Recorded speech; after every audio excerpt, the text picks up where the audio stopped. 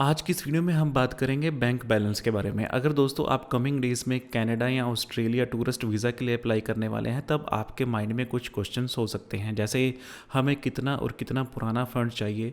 अगर हमारा bank balance कम हुआ तो उस वजह से जो हमारा वीज़ा रिफ्यूज़ तो नहीं हो जाएगा, और क्या अम्बेसी हमारी बैंक स्टेटमेंट को वेरीफाई कर सकती है। अगर आपके भी यही क्वेश्चन हैं तो ये वीडियो आपके लिए है।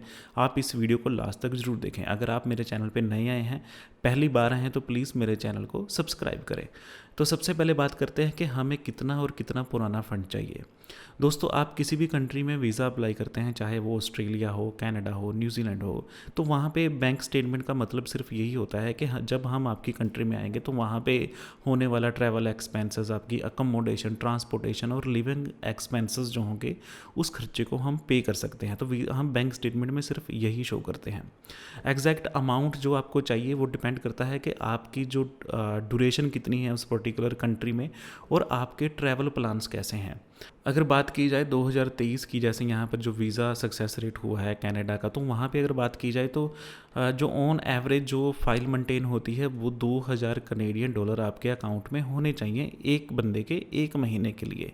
यानी कि आप मान लीजिए कि आप 2 मंथ के लिए आप कनाडा में जाना चाहते हैं, तब आपके अकाउंट में 4000 जो कनेडियन डॉलर है वो होने चाहिए। अगर ऑस्ट्रेलिया की बात की जाए तो ऑस्ट्रेलिया ने कोई ऐसा फिगर या कोई ऐसी अमाउंट नहीं बताई है। वो कहते हैं कि आपके बैंक बैलेंस में इतना जो फंड होना चाहिए, इतने पैसे होने चाहिए जो यहाँ का ट्रैवल एक्सपेंसेस और जो आपके डेली टू डेली लाइफ के खर्चे हैं वो पूरे हो सकें। फिर भी अगर यहाँ पर एज ए ऑन बात की जाए कि ऑन एवरेज कितना बैंक बैलेंस आपके जो चाहिए आपको वीज़ा के लिए, अगर दोस्तों कनाडा की बात की जाए तो कनाडा अगर सिंगल एप्लीकेंट है तब आपके जो बैंक अकाउंट में तकरीबन 3.5 से 4 लाख रुपए होने चाहिए। अगर 4 लाख से ऊपर है तब वेल एंड गुड है। ये 3 महीने पुराने होने चाहिए। और अगर आपके साथ कोई एडिशनल एप्लीकेंट है, मान लीजिए कि आपकी वाइफ है, आपके बच्चे हैं, तब आपको 1.5 लाख एडिशनल चाहिए। यानी कि 4 लाख आपके लिए और 1.5 लाख आपके एडिशनल के लिए, यानी कि ये बन गए 5.5 लाख रुपये।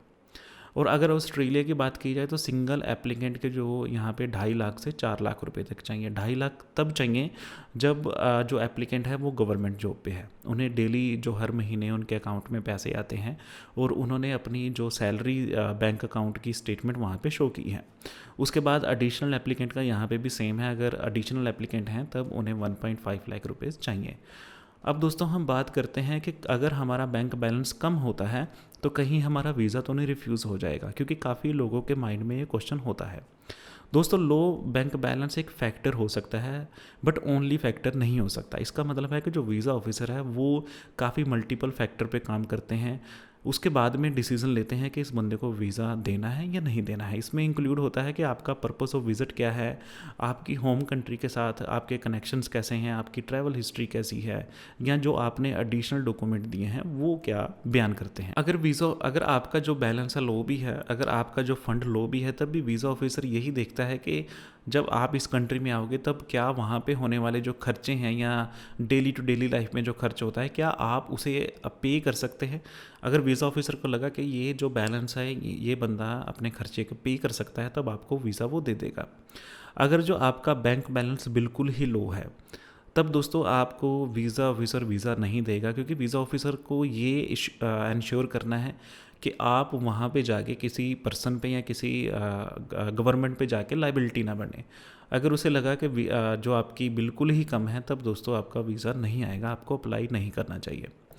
इस प्रोसेस में ये भी देखा गया है कि जिन बंदों के अकाउंट में करोड़ों रुपए थे, उनकी भी जो वीज़ा है, उनकी जो फ़ाइल है वो रिफ्यूज़ हुई है। तो यहाँ पर आपका ज़्यादा बैंक बैलेंस आपको वीज़ा की गारंटी नहीं देता है, क्योंकि वीज़ा ऑफिसर काफ़ी मल्टीपल फैक्टर पे काम करता है। जैसे मैंने पहले बताया कि वो ट्रैवल हिस्ट्री भी देखेगा, वो पर्पज़ ऑफ विज़िट भी देखेगा, वो आपकी होम कंट्री के साथ कैसे कनेक्शन है वो भी देखेगा। उसके बाद में ही ये वीज़ा डिसाइड करते हैं। उसके बाद दोस्तों हम बात करते हैं कि क्या अम्बेसी हमारी बैंक स्टेटमेंट को वेरीफाई कर सकती है।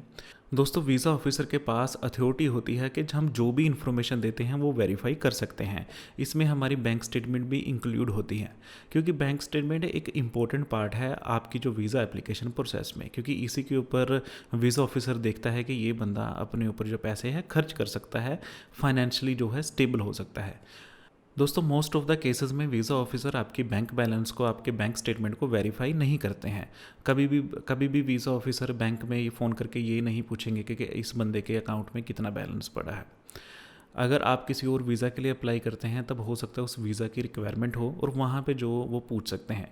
उसके बाद दोस्तों ये बात करते हैं कि जो वीज़ा ऑफिसर होते हैं वो कैसे पता लगा लेते हैं कि ये बैंक स्टेटमेंट असली है या बैंक स्टेटमेंट नकली है। सबसे पहले दोस्तों आपकी बैंक स्टेटमेंट काफ़ी कुछ बयान करती है। अगर दोस्तों आपकी रनिंग बैंक स्टेटमेंट है, अगर आप एक डेली टाइम पे उसमें पैसा जमा भी करवाते हैं, निकालते भी हैं, तब आपकी रनिंग बैंक स्टेटमेंट होती है। और वीज़ा ऑफिसर काफ़ी अच्छी तरह से पता लगा लेते हैं कि इस बंदे का जो मेन पर्पस है वो वीज़ा के लिए नहीं है। अगर स्टैटिक बैंक स्टेटमेंट है कि मान लीजिए कि आपने एक ही दिन जो है वो 5 लाख रुपए जमा करवा दिया, उसके बाद में आपने वेट की कि आपने मान लीजिए 3 मंथ तक वेट की कि अब मैं सिर्फ इसे एज ए वीज़ा पर्पज़ के लिए यूज़ करूँगा, तो यहाँ पे जो वीज़ा ऑफिसर है ये पता लगा लेगा कि ये एक स्टैटिक बैंक स्टेटमेंट है, इस बंदे का जो मेन पर्पज़ था वो सिर्फ वीज़ा लेना ही था। उसके बाद में आपके ने जो डिटेल देते हैं, आप अपनी सैलरी स्लिप देते हैं, उसके बिहाफ पे भी डिसीजन लिया जाता है। यहाँ पे आपकी जो इनकम टैक्स रिटर्न होती हैं, यहाँ पे क्रॉस वेरिफिकेशन होती है कि जो आपकी डेटा इनकम टैक्स रिटर्न में शो कर रहा है क्या वही डेटा जो आपकी बैंक स्टेटमेंट में भी रिफ्लेक्ट करता है। उसके बाद मान लीजिए कि अगर आपने इनकम प्रूफ भी यहाँ पे शो किया है कि जो इनके साहब के अकाउंट में भी कोई ऐसी ट्रांजेक्शन हुई है, वो ट्रांजेक्शन कहाँ से हुई है आपने उसका प्रूफ दिया है। उसके बाद में जो आपने बाकी डॉक्यूमेंट यहाँ पे सबमिट किए हैं, जैसे मान लीजिए कि आपकी कोई एफडी है, यहाँ आपके ने मान लीजिए कि आपके कोई प्रॉपर्टी है जहाँ से आपको रेंट आ रहा है, या आपको एग्रीकल्चर ज़मीन है जहाँ से आपको पैसे आ रहे हैं, तो अगर आपने वो भी डॉक्यूमेंट यहाँ पे साथ में दिए हैं तब दोस्तों कोई भी वेरिफिकेशन नहीं होती। उसके बाद सबसे मेन पार्ट यहाँ पे डिपेंड करता है कि एप्लीकेंट की प्रोफाइल कैसी है।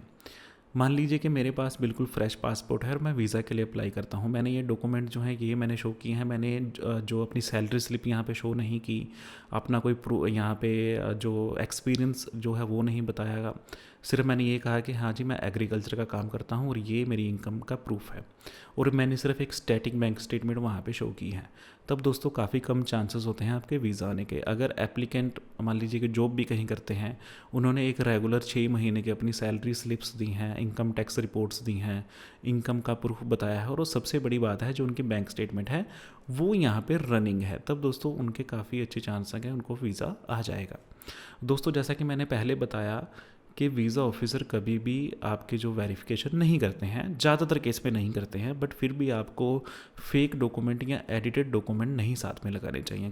कई बंदे ऐसे होते हैं जो बैंक स्टेटमेंट को एडिट करते हैं और उसे साथ में अपलोड कर देते हैं, तो इन केस वहाँ पे वो चीज़ें चेक हो जाती हैं, तब आपकी जो प्रोफाइल में सीधा बैन लगेगा, आप कम से कम 5 या 10 साल तक दोबारा अप्लाई नहीं कर सकोगे।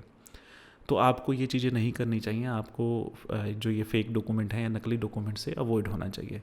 आई होप ये वीडियो आपको अच्छी लगी होगी, इन्फॉर्मेटिव लगी होगी, और आपके जितने डाउट्स थे, जितने क्वेश्चंस थे बैंक बैलेंस को लेके भी उस वीडियो ने कवर किए होंगे। अगर अभी भी कोई आपका क्वेश्चन है, कोई डाउट है, तो प्लीज़ उसे कमेंट बॉक्स में टाइप करें, मैं कोशिश करूँगा कि आपको आपका आंसर वहाँ पर मिल सके। चलिए दोस्तों, आज की इस वीडियो में इतना ही, मिलते हैं अगली वीडियो में।